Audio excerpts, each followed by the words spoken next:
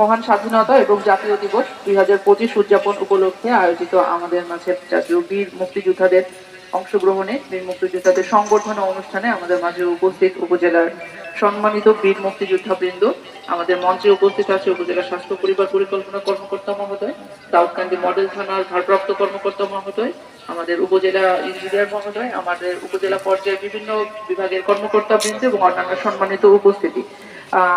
আমরা জানি আজকে আমাদের একটি মহান দিবস। 1971 সালের 25শে মার্চে প্রথম গণহত্যা শুরু হয়। সেই গণহত্যার সূত্রপাত ধরে 26শে মার্চ বাংলাদেশের স্বাধীনতা ঘোষণা করা হয়।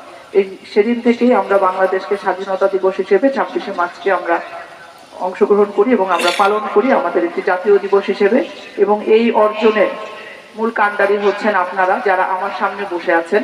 তা আমরা সবসময়, আমি ব্যক্তিগতভাবে একটা কথা বলি, আপনারা 1971 সালে দীর্ঘ 9 মাস রক্তক্ষয়ী যুদ্ধের মাধ্যমে আজকের এই স্বাধীনতা অর্জন করতে পেরেছেন বলে আমি এবং আমার সামনে এখানে আমরা যারা কর্মকর্তারা বসতে পেরেছি, আমরা এই পথগুলোকে আমরা অর্জন করতে পেরেছি। আপনারা যদি সেই দিন দেশটা স্বাধীন করতে না পারতেন তাহলে কিন্তু আমাদের মতো অফিসাররা আজকে আমরা অফিসার হিসেবে দাঁড়াতে পারতাম না।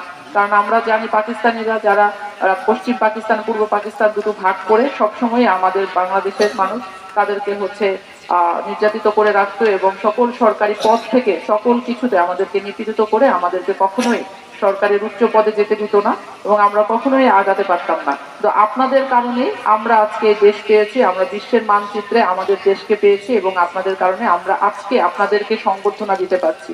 তো আমরা এই আসলে ঋণ আপনাদের কাছে শোধ করার নয়, আমরা হয়তো মুখে বলি বা আপনাদের জন্য আমরা যেটুকু করি সেটুকু আসলে আমার কাছে মনে হয় যে আমরা তেমন কিছুই আপনাদের জন্য করতে পারি না।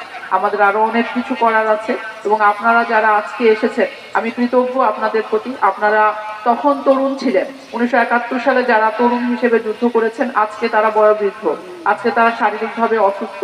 আমি এই দাউদকান্দিতে দায়িত্বপ্রাপ্ত হওয়ার পরে অনেক মুক্তিযোদ্ধা মারা গিয়েছেন, আমাদের খারাপ লেগেছে যে আমরা তাদেরকে হারাচ্ছি এবং আমরা আপনাদের যে আমরা পেয়েছি, যতজনকে পেয়েছি সেটা আমাদের জন্য অনেক সম্মানের যে আপনাদেরকে আমরা পেয়েছি এবং আপনাদের সামনে আমরা দুটো কথা বলতে পারছি। এবং আমরা প্রত্যাশা করব যারা আমাদের সামনে উপবিষ্ট আছেন তারা শারীরিকভাবে সুস্থ থাকবেন, যাতে আপনাদের কাছে আমরা আমাদের স্বাধীনতা সম্পর্কে আরো অনেক কিছু জানতে পারি। আমাদের তরুণ প্রজন্ম আছে যারা আপনাদের মাধ্যমে জানবে এবং আপনাদের হাত ধরেই আপনাদের সেই স্বাধীনতা যুদ্ধের যে আপনাদের আবেগ ছিল, আপনাদের যে একটি উৎসাহ বলবো, সেটা নিয়ে আমাদের নতুন দেশ আমরা গড়তে পারি, দুর্নীতিমুক্ত বাংলাদেশ আমরা গড়তে পারি এবং সবাই আমরা আমাদের দায়িত্বটাকে যথাযথভাবে পালন করতে পারি।